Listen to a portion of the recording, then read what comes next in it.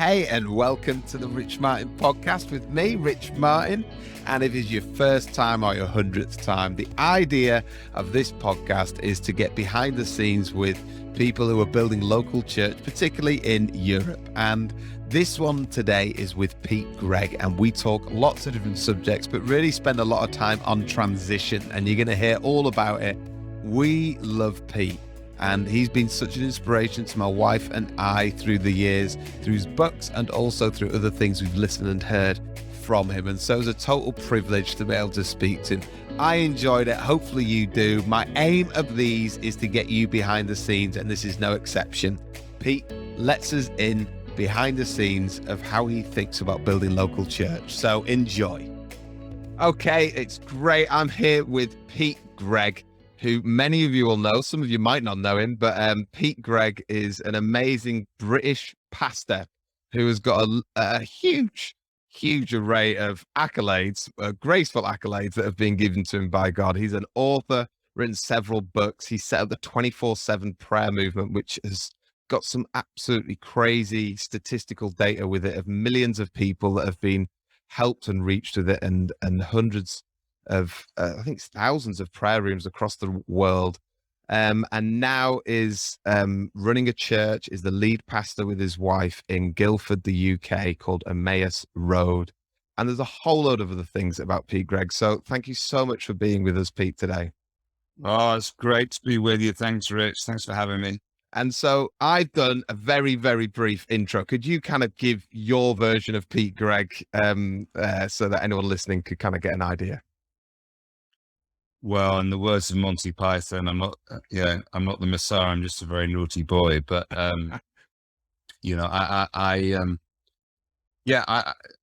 Sammy and I accidentally started a prayer movement. But actually, no, because of where I think we're going in this conversation, let me say, I started out, when I decided what I wanted to follow Jesus, that really happened working with a lady called Jackie Pullinger in Hong Kong amongst heroin addicts. I rediscovered my faith.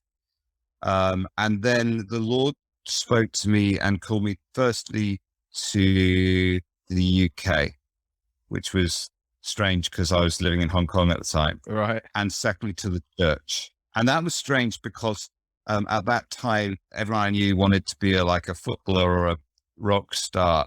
Like, it wasn't cool to want to work for a church. Right? I just knew I was called to church. And so Sammy and I started out church planting way back, like 1994, something like that. And we planted a bunch of churches. Some have worked, one failed. And so we're church planters. Right. And in my heart, it's all about making a measurable difference amongst the poor and the lost. But then somewhere along the lines, I got spiritually hungry, realized the key to everything is prayer. Got worried because the programs we were setting up were working. And it occurred to me that God could die and we wouldn't notice. Wow. And so we started praying, not trying to launch a movement. We were just literally a church that was bad at prayer, trying to learn how to pray. And then that prayer room, back then we would have said went viral. You can't really say that anymore, but went viral, started spreading. And now 24/7 prayer is in, about 2/3 of the nations on earth. And we're working with everyone from Catholics at the highest levels to the Salvation Army. And there's been, it's just a crazy story. There's been, Channel 4 made a documentary about us. Rolling Stone commissioned a 4,000 feature article about us. Just weird stuff. And no one could be more surprised than me. The whole thing was never a plan. So we're now, 21 years in, praying nonstop. But we're still church planters, the church in Guildford, we planted a Woking. We just literally 2 weeks ago started a new church in Aldershot. So we're still doing that thing. So that's us. We're married, obviously, with 2 boys, Hudson and Danny, who are now young men. We're out paddleboarding right now as I speak to you. And And Sammy and I are just about going to sabbatical, because the first one in 25 years. I'm embarrassed to admit. So we've been going it pretty hard for more than a quarter of a century, and we're tired, but also we feel like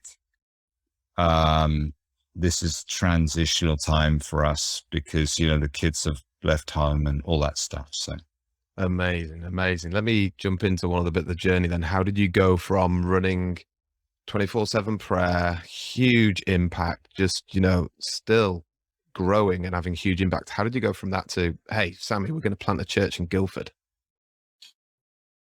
Well, funny enough, we didn't plant the church in Guildford. I tell you what happened was, Sammy and I had been in America for a year, setting up 24/7 USA.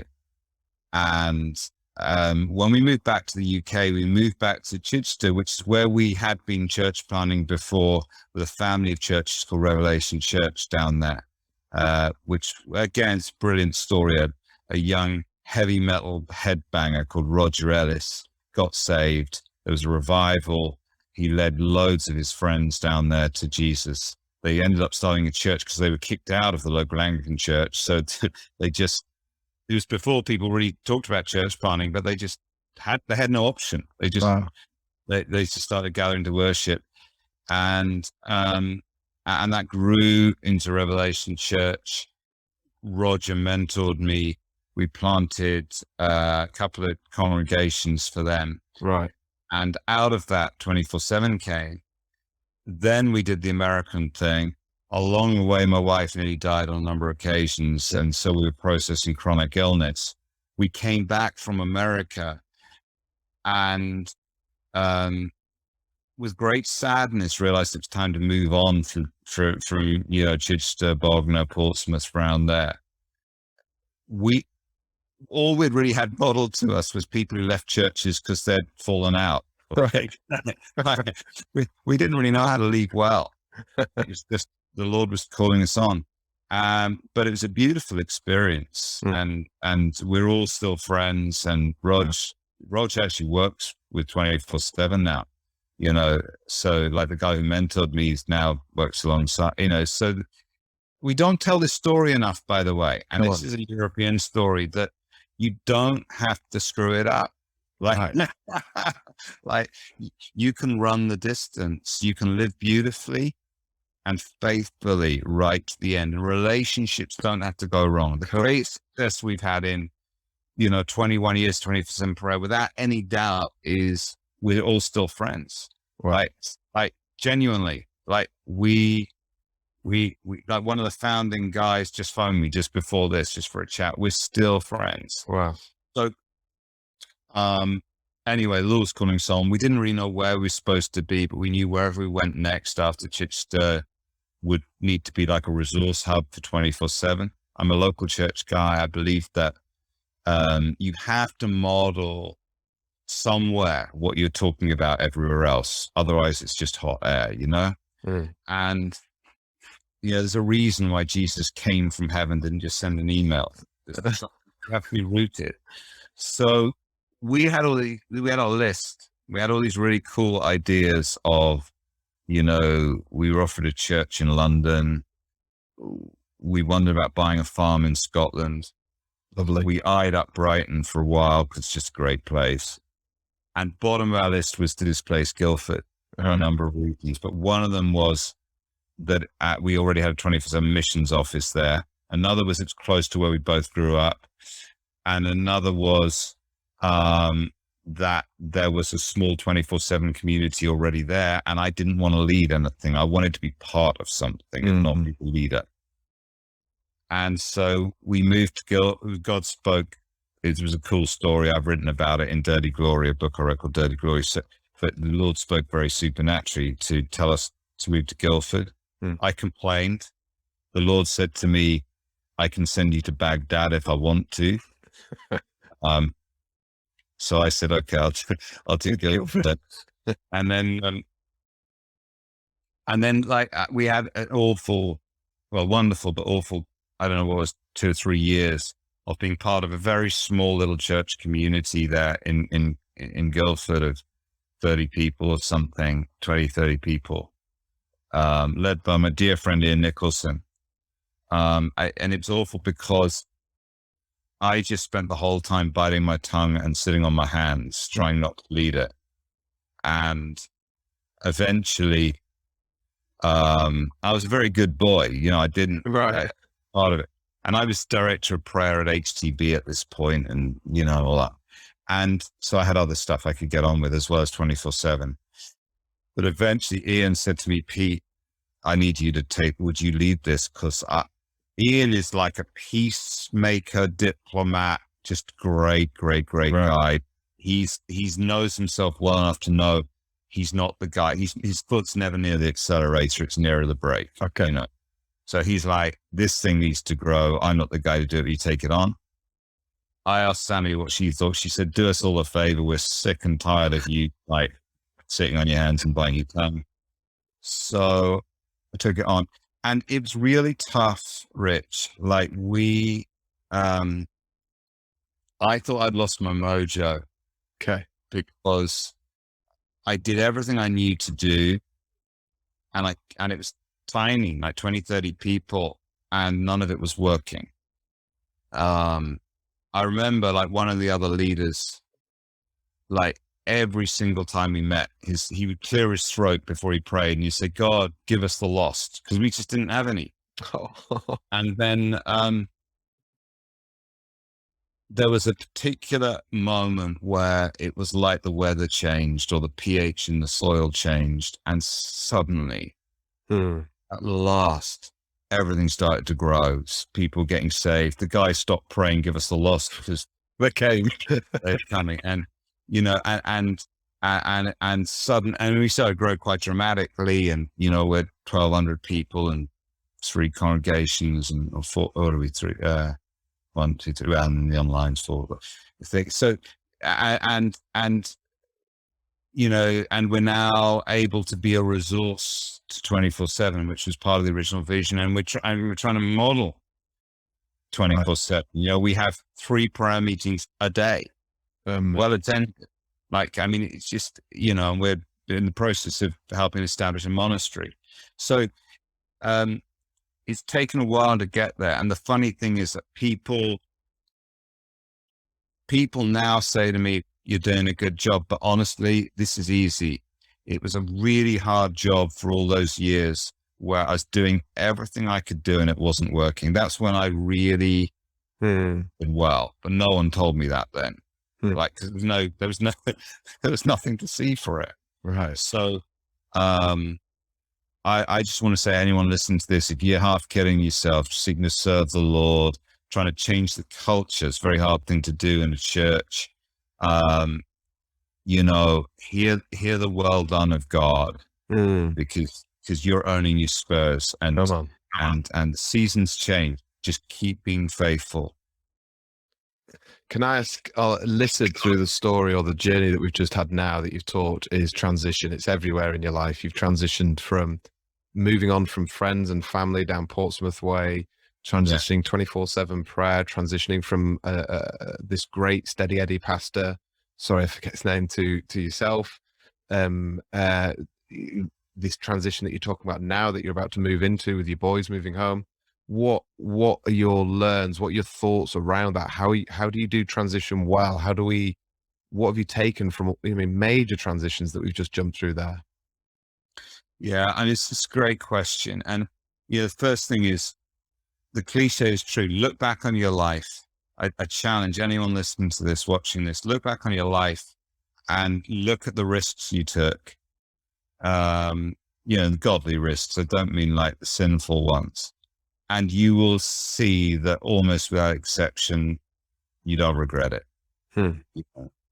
Sammy and I have one major risk that we took that we kind of regret because it was very painful and a bit of a failure. But even that, we're still glad it happened. So we realized a number of years ago, hang on,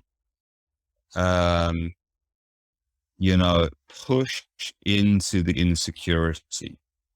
John 3, Jesus says, those who are born of the Spirit are unpredictable like the wind. So one of the fruits of the Spirit is impetuosity. Another one is vision. In fact, the primary gift of the Holy Spirit, according to Joel, quoted by Peter on the day of Pentecost, is a release of dreams and visions, which is weird because most charismatic Pentecostal churches are the least imaginative, most predictable people I've ever met. It shouldn't be that way. The primary fruit of the Spirit isn't falling over, speaking in tongues. It's release of dreams and visions. So entrepreneurial gifts, innovation, creativity, the arts, and pioneering. So that leads to the next point, which is we've always been highly intentional about transition. Don't wait for transition to happen to you, push into it. And my philosophy has always been it's better to leave before people want you to leave, because then they think you're fabulous and they'll cry, than to wait until they're fed up with you and you're a cork in the bottle, which will happen. Well, one leadership book says, they call it the founder syndrome. It's when you get to the stage where, you know, the founder of something it's like a seagull. You circle overhead and occasionally you just drop poo on people. You don't want to be that. You don't want to be that. So yeah, push into transition. So, you know, the most, this is very real for me right now, Rich, because it was about 3 or 4 years ago. The Lord spoke to me and gave me a picture of like an orchard, but the trees were all coming to fruit at different times. Some were clearly ready to be harvested. Some weren't even ripe yet. And I just sensed the Lord saying, it's time to start passing things on. Wow. But I was aware that I do have different trees, as it were, in the orchard. So there's 24/7 prayer. That's one big old organization now. There's the local church, Emmaus Road. There's a religious order, the Order of the Mustard Seed, which I helped to relaunch, which I was leading at the time. There's other stuff like my, you know, book writing and speaking. There's just a whole bunch of stuff. And as I looked at all these different things, I realized 24/7 prayer is actually almost ripe just to be picked. It's ripe for transition. And the next one I knew, I get that wrong. The first thing was the religious order, the Order of the Mustard Seed. And I actually knew exactly who I should pass that on to. It took a while. Jill Weber now leads the Order of the Mustard Seed. She's unbelievable. And the thing has just gone from strength to strength. It's grown phenomenally. And I have no formal role in the Order of the Mustard Seed. I'm a member. I do have authority. I'd be kidding myself and everyone else if I said, like, I'm nobody. If I say something, because they'll listen. So that's really important to acknowledge, because otherwise you don't steward that well. Right. You abuse it, you manipulate people, right? So I do have strength. I'm not in any denial about that, but I have authority, but I have no power. I literally cannot make anything happen. I have no structure role. And let me pause there, because this is important. You must do Romans 12:1 on your ego. Actually, this is just discipleship. This just isn't just leadership. This is discipleship. You have to continually die to yourself. And remember, this isn't about me. If your gospel is basically one of self-actualization, and therefore your ministry becomes an extension of your own ego, I get money, I get profile, I get applause, you're never going to let go. And you're going to create something toxic to your own family and to those you're leading eventually. You have to keep going with God and saying, one day I'll be a farting old man who will barely remember my own name. And then I'll toddle off and be with you forever. And no one will be that impressed. So, you know, help me to hold the things you give lightly and to remember it's your flock, not mine. If you don't do that, if you don't resolve that ego issue, everything else I say is irrelevant, because you just won't do it. Wow. You find a reason, you'll find a prophecy, you'll find some reason never to let go, never to relinquish, because your fundamental identity is rooted in your ministry. Wow. The day you swap names with your ministry, you're in deep trouble. After the Ravi Zacharias thing, someone said to me, everyone was sort of, talking rightly about narcissistic leadership and talking about, and all the other scandals, Kohler, and they're all asking these questions. By the way, almost all of them are in America. So I just need to pause and register that, because I don't believe that's insignificant. But, everyone was saying, well, how do we make sure that, we don't behave like that, which is fine. But someone just said to me, Pete, maybe step one is don't name your ministry after yourself. Ravi Zacharias International Ministries. Maybe that was actually step one, right? Long before everything else. So do Romans 12:1 on your ego. Wow. So I passed on the order of mustard seed. Then I knew the next one was 24/7. And we went into a full Ignatian discernment process to work out who should be the CEO, effectively the international team leader of 24/7 prayer. Because what I realized was, the trouble is I'm not bad enough at leading an organization for them to sack me. Okay. But I wasn't great at it. If I was bad, they'd just have sacked me. But, I helped found this thing. So but actually that's not what I wanted to do. Okay. And then I had to work out, and I did this with those who love me and know me. What is my unique contribution? What's the thing I'm supposed to do? And it's to do with mentoring leaders. It's to do with setting high level vision. It's all that, but it's not fundraising, running conferences, staff protocols, recruitment, running offices. It's just that, So we thought we knew the guy who was meant to take that role on. And then as we went into our discernment process, it was fascinating. Found out we were wrong. The Lord showed it's not him. That person still doesn't know that we thought it was him. And then the Lord very, very clearly showed us it's meant to be this guy, Andrea, who leads a brilliant church in Margate, Planet, around there, called Glogen. He's a Greek Cypriot, ex-criminal, loves Jesus, blue-collar hero, brilliant guy, man of prayer, good friend. And dad owned a fish and chip shop. And I asked, we were high up in the Rockies, and I said to Mike, and at this point, I'd got a lot of our senior leaders. I knew the key ones, and said, I'm thinking of asking Mike, what do you think? Because I knew that if the team wasn't on board with this, it doesn't matter what I think. And they all said, we think this is great. So I asked Mike, we were sitting high up in the Rockies. I said, Mike, how about it? He said he'd pray about it. He went off on holiday straight afterwards with his wife, Stella. And he said, he said to Stella, I got something to ask you.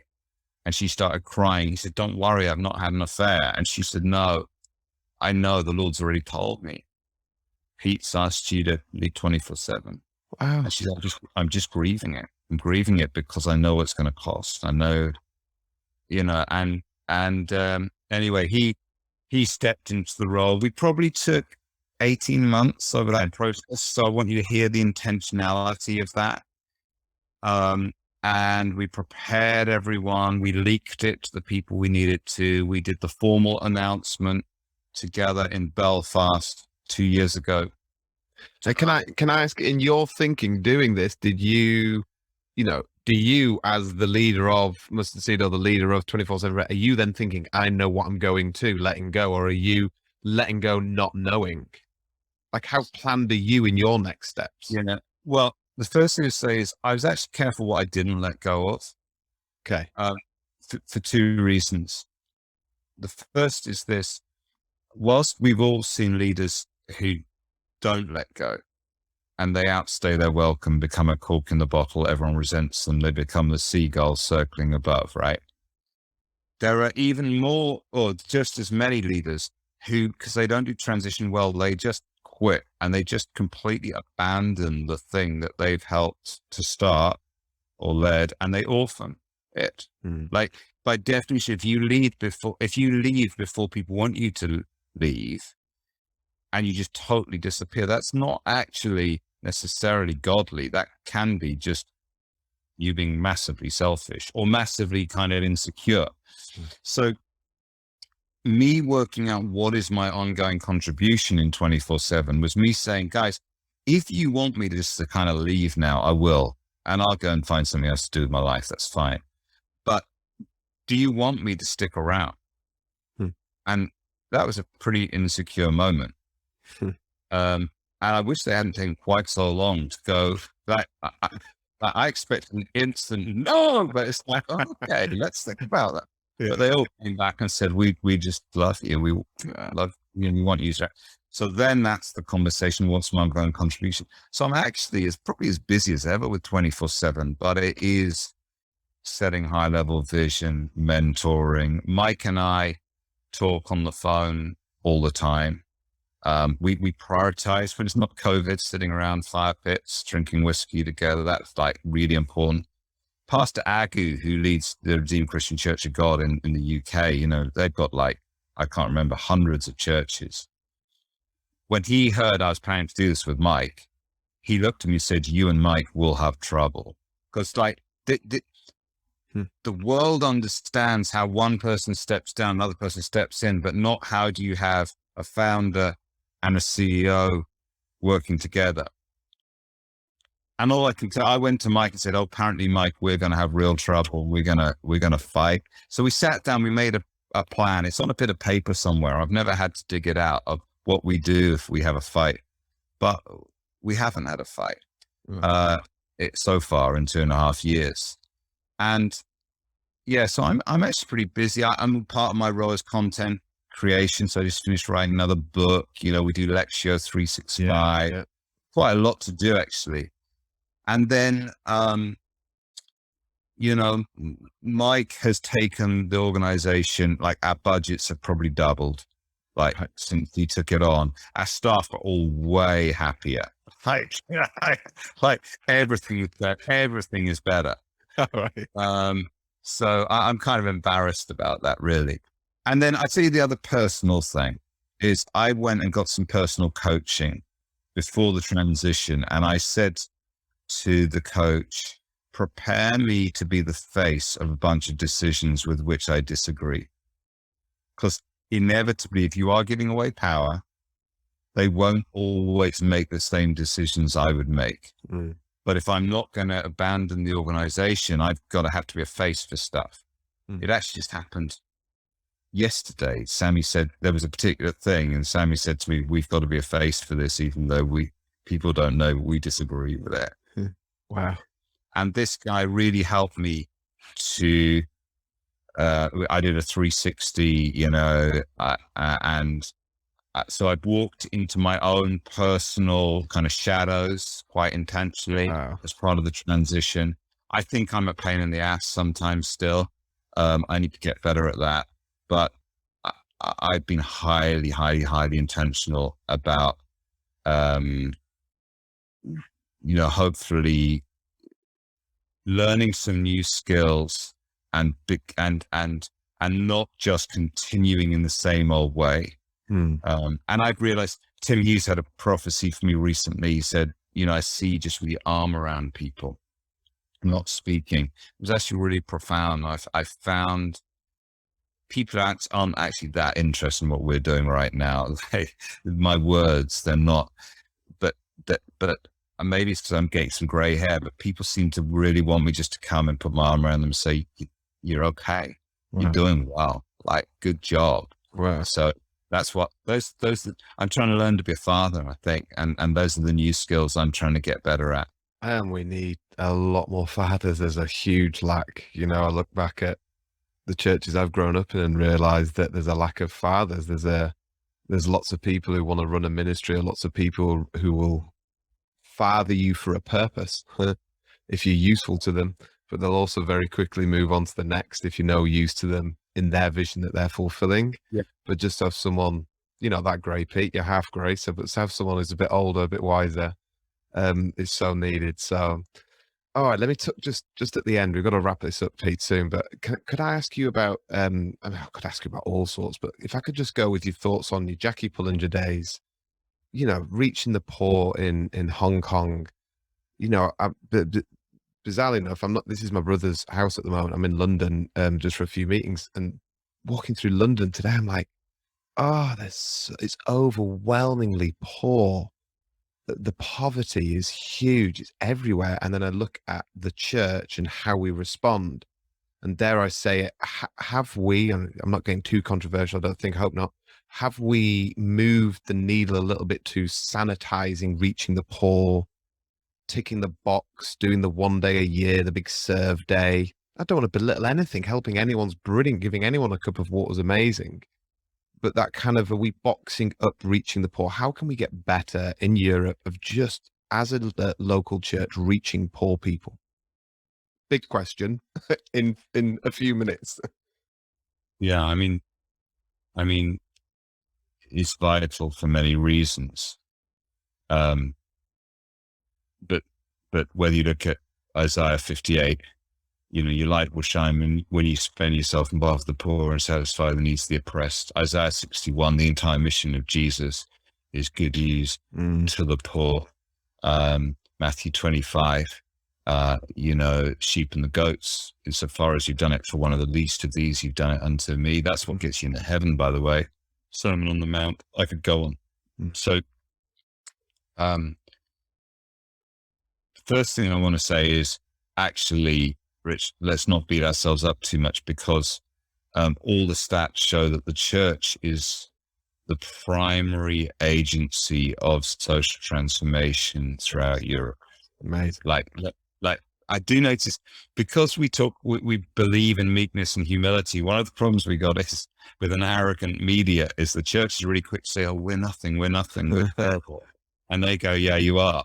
But actually, sometimes I think we just need to, you know, for example, the church, the church educates more people globally than any other organization, you know, et cetera, et cetera. So,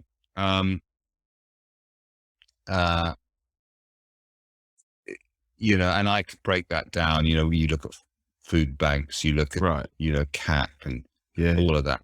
But if I can get to the heart of your question, I think the heart of it is, you know, are we in danger of just running really great and important, necessary, effective programs for the sake of those on the margins, such as food banks and CAP, but somehow not getting our hands dirty? And I think that is a really important question, because of the incarnation, because it wasn't enough for God just to send prophets. He had to come and go through the unbelievable indignity of the womb, birth, not being able to wipe his own bottom, not the word of God, not being able to speak, you know, going through adolescence, you know, and then obviously risking his reputation in a way that very few, well, no pastors would,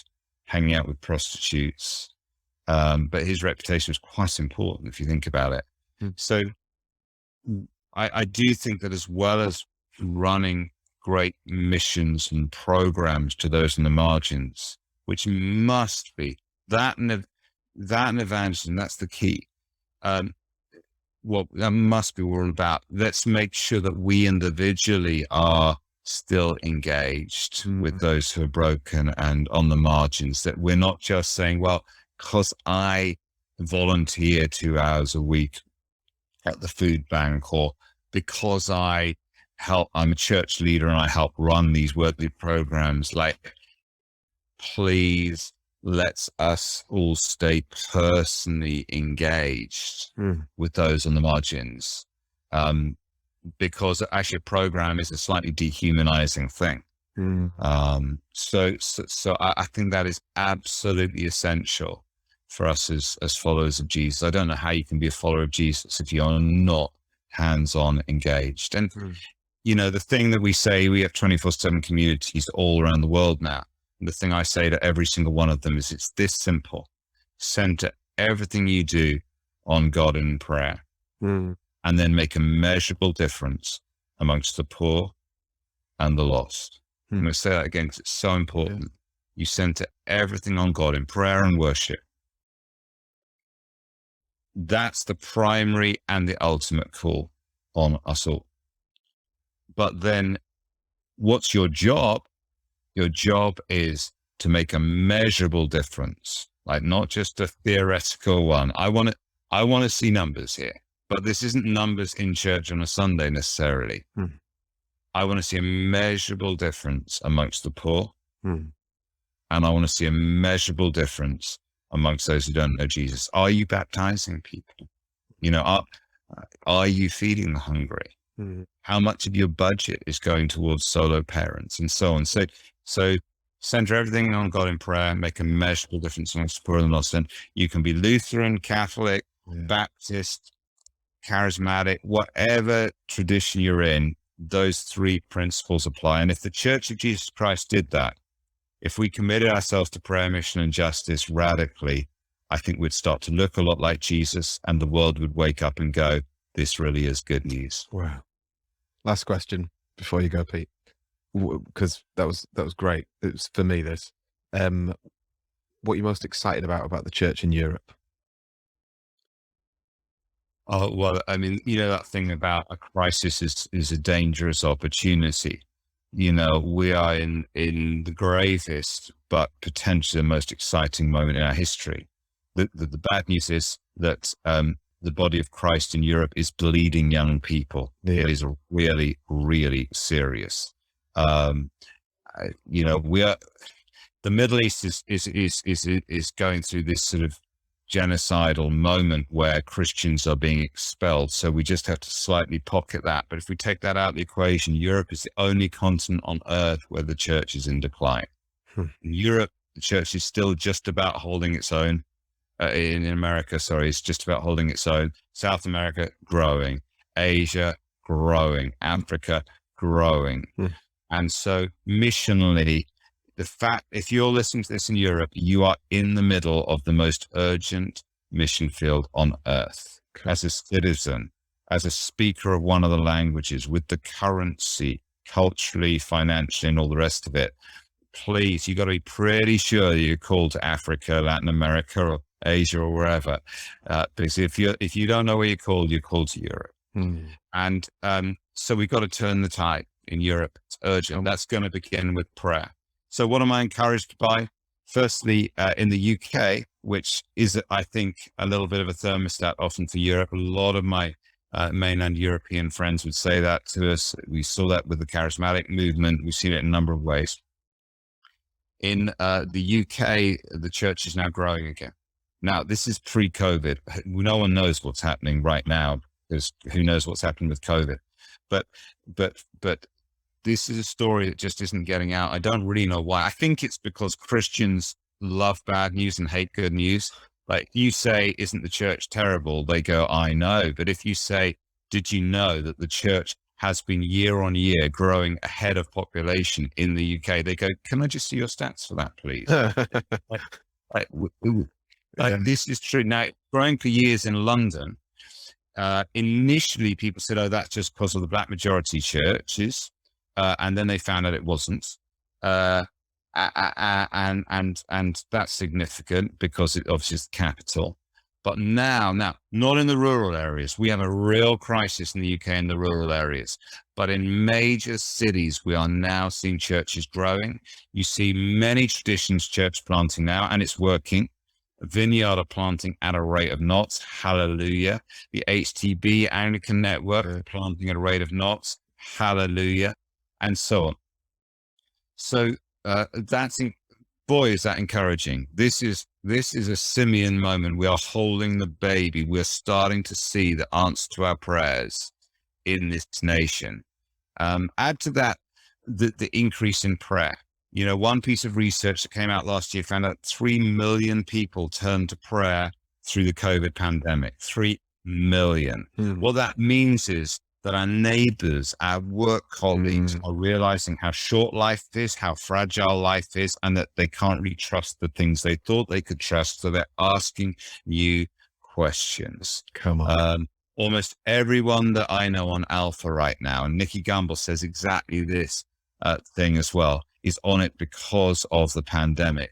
They've had time to do Alpha that they didn't have before, or the pandemic is causing them to ask new questions about life and death and everything in between, or because things like Alpha and church in general has moved online, they're suddenly managing to access it. My friend Glyn Barrett, who leads Audacious Church in Manchester, said to me, I think he said, before people actually turn up at church, they tend to have attended online 8 times, I think he said, before they actually come. And I think it's really exciting that churches have had to go on a crash course in learning how to stream what they do. You can't ultimately build church digitally. We're a sacramental incarnation. You have to get together. But the streaming gives us possibilities of scaling the church for those who couldn't and wouldn't go to church. The couldn'ts are they're sick, they're unwell. Dear God, we've got to reach those guys and care for them. But the wouldn'ts are the people who just don't go to church normally. And of course, they all Google us. And then if they're going to come, they're going to come online before they're going to come in the flesh. So thank God that we've gone through this transition. So I'm sober. We have some real challenges. We have taken a big hit in COVID. A lot of people, maybe 10% of churchgoers have stopped going through COVID. We've got some real challenges on our hands. But the growth in prayer, the increase in church planting, the stats we're seeing in the UK, the new questions that the culture seems to be asking, for me, these are all encouraging signs. Amazing. Well, thank God for you and Sammy and your family and all that God's done with you, Pete, because you've encouraged me hugely today, and thank you for all that you've done. But thanks for being with us, Pete. Rich, thanks for having me. God bless you. Hey, well, I loved that conversation, and hopefully you loved it as well. Got some good stuff from it. Thank you so much for listening into these. For those that have reached out to encourage me, I'm drinking it in. And so feel free to reach out if it's helped you or pass this on to someone it could. I'm going to try dig around some more contacts and find some more people to try help build local church in Europe. And so loving doing these. Thanks for listening, and see you on another one.